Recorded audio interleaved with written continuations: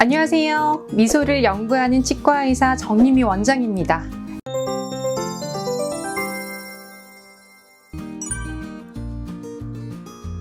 시술 범위를 알기 위해서는 스마일 라인이 무엇인지 알아야 하는데, 미소를 지을 때 앞니를 드러나게 하는 윗입술과 아랫입술이 만들어내는 가상선을 의미해요.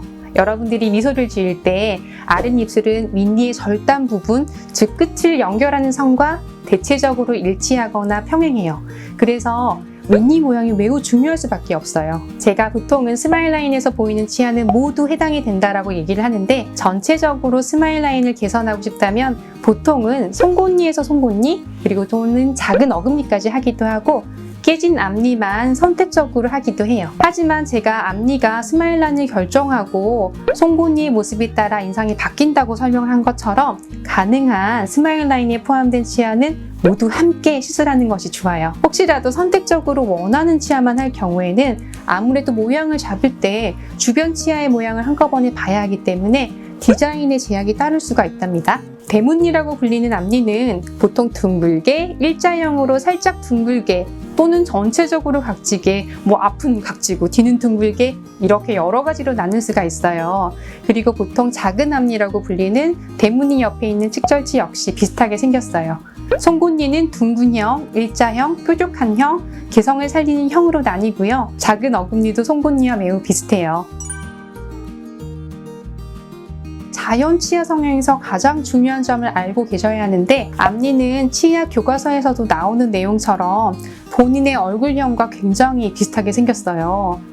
예컨대 얼굴이 긴 편인데 치아가 짧으면 그래서 답답해 보일 수가 있어요.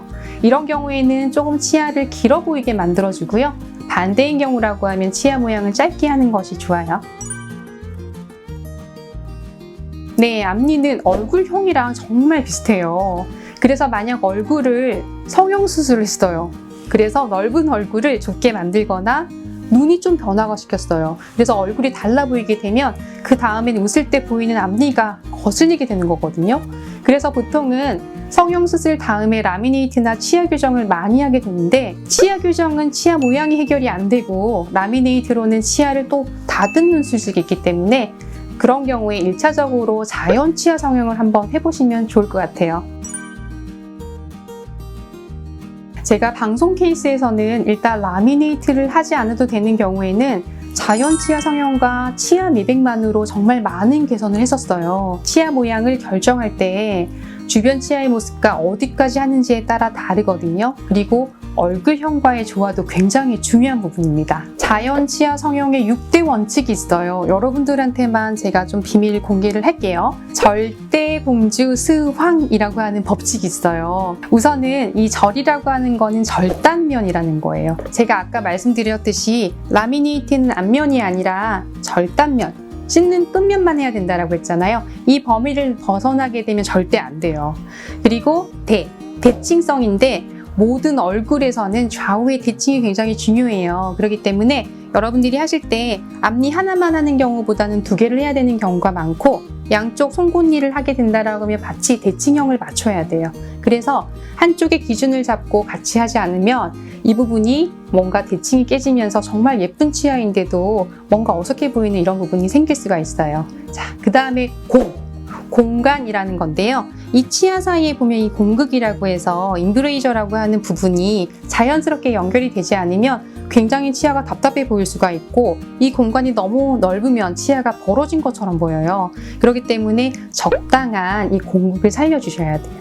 자, 그리고 주에 해당하는 거는 주변 치아를 꼭 확인을 해야 하는데, 저희가 앞니만 만약에 다듬었어요. 그런데 두 번째 치아가 너무 긴 거예요. 그러면은 앞니보다 두 번째 치아가 길게 되는 그런 현상이 나타날 수가 있거든요.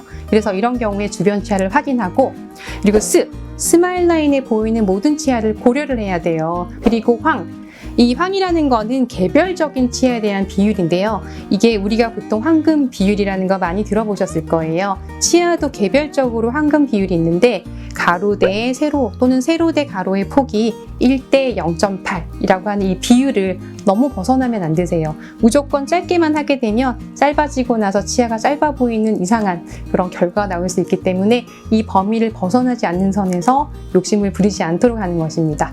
또 지금 하나가 더 있는데요. 저희가 이 황금 비율을 깨지 않는 선에서 자연 치아 성형을 하고 나면 첫 번째 치아와 송곳니에 해당하는 치아가 거의 일치하게 되고 두 번째 치아와의 간격이 0.5mm 정도 차이가 날 수가 있게 돼요.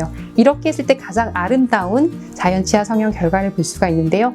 물론 사람에 따라서는 모든 치아의 길이를 똑같이 맞춰달라든지 송곳니도 일자로 만들어달라든지 이런 경우가 있어요.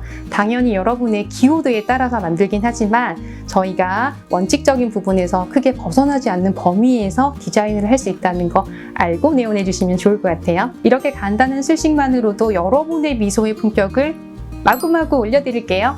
키스를 부르는 치과 치료 술식, 치과에서 하는 이미지 성형 이제 어렵지 않아요. 이상 매직키스 치과 정유미 원장이었습니다.